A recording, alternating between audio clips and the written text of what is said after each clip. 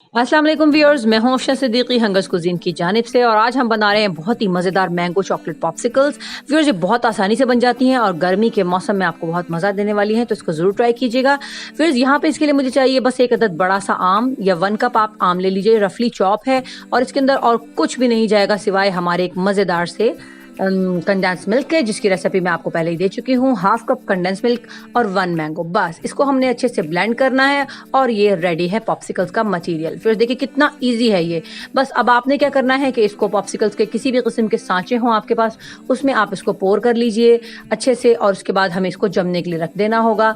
6 से 8 घंटे में ये बहुत अच्छी तरह से जम जाएगा। अच्छी तरह से जब ये जम जाएगा तो फिर हम इसके ऊपर चॉकलेट की कोटिंग करेंगे। तो अब हम इसको सारे पॉप्सिकल्स के जो हमारे हैं सांचे, उनको हम फिल कर देंगे और उसको हम फ्रीज होने के लिए रख देंगे। तो व्यूअर्स, यहाँ पर ही मेरे पास 6 पॉप्सिकल्स के जो हैं वो सांचे रेडी हुए हैं, तो अब हम इनको फ्रीज कर देंगे। फिर उसके बाद हम इसके मजीद काम करते हैं। देखिए व्यूअर्स, यहाँ पर मेरे पास चॉकलेट है 2 तरह की, डार्क चॉकलेट भी है और मेरे पास मिल्क चॉकलेट भी है। दोनों मैंने हाफ हाफ कप लिए हैं, लेकिन अगर आपके पास कोई सी भी एक चॉकलेट हो तो उसको 1 कप ले लीजिएगा और उसे हल्का सा 3 टेबलस्पून ऑयल डालिएगा और उसको माइक्रोवेव में मेल्ट कर लीजिएगा।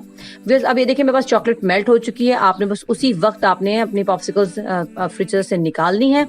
और व्यूअर्स, ये गर्मी आजकल बहुत ज़्यादा है तो इसलिए मेल्ट होने का बहुत ज़्यादा इम्कान है। चॉकलेट ठंडी होनी चाहिए रूम टेम्परेचर पे और चॉकलेट गर्म नहीं होनी चाहिए, वरना आपकी ये पॉप्सिकल्स पिघल जाएंगी।